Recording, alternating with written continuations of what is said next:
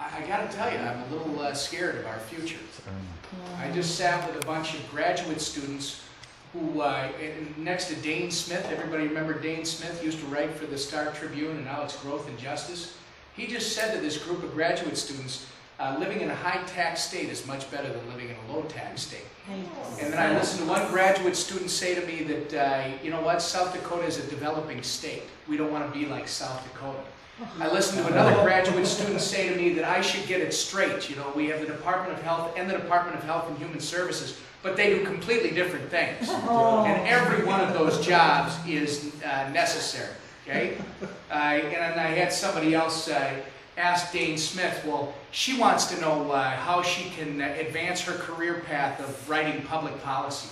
It was very frustrating to me to be told that, you know, my numbers are all wrong on immigration. I've got it all backwards, that this state, the economy was booming until we cut taxes. All right? And I finally, it was a great experience for me, and I'll sit down, I'd be happy to talk to you guys before you leave. But it was very interesting at the very end. I finally turned, because old Dane wouldn't let me get a word in edgewise. It's clear that they must keep him locked up in a cube somewhere all day. Because every time I tried to respond, he was going already again. But and usually I don't have a problem getting my words out. that ought to tell you. But it was funny because I finally looked around the room in frustration. I said, I just have one question for all you guys. Has anybody here ever tried to run a business in this state? Not one of them. No, this is these graduate students. These are these people who want to go into public service. They think that government is just going to be there forever. And Dane listed out, you know, we want 75% graduation rate from our higher education institution. And we want more transit, and we want more transportation, and we want more of this, and we want more of that. And when you get to the end, it's, Dane, do you understand what drives this stuff?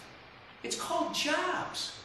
And do you understand why it is that we need to reduce government and reduce the cost of doing business to bring jobs back? And then finally, a last one, Bob, and I'm sorry, but it's got me really wired. Hey, you're on a roll. But this is the battle. This is the battle. The lines have been drawn. It's time to pick a side, and it's time to stand up for what you believe in.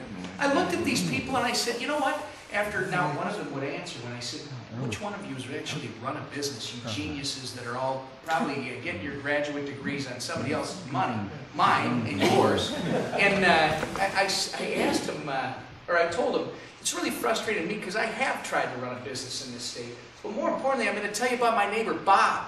Bob used to be the controller for a big company that did wheel bearings. Their biggest customer was Harley Davidson. Lives right across the street from me. True story. Bob's got the job of expanding his company. And what does he do? He gets a personal phone call. This is about 6 years ago now. Personal phone call from the governor of Iowa, who says, come on down. I want to show you what we have to offer. He gets similar phone calls, but he didn't get tours from South Dakota and from North Dakota. You know what he got from Minnesota? They told him what he needed to do to expand in Minnesota. So the other states around us said, what can we do for you? Because we want you here. And Minnesota says, this is what you're going to have to do for us. That's the wrong attitude for the future of this state. And I told the story, and I got Dane Smith, and I hope you're getting all this, and I hope it gets back for Dane. I got poor Dane sitting next to me, who says, yeah, and I bet you they had to give him a tax subsidy, and that's spending. I looked at him and I said, Dane, you get nothing from nothing if you have nothing. If you're not going to bring the business into your state, you had nothing to begin with. So what are you spending on?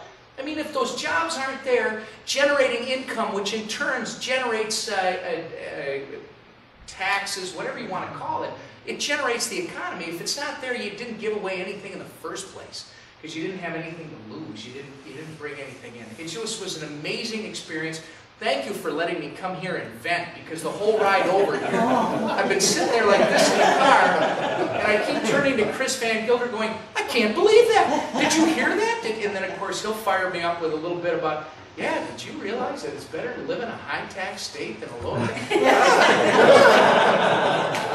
Anyway, thank you very much. I'll stick around if you got questions for me, anything else.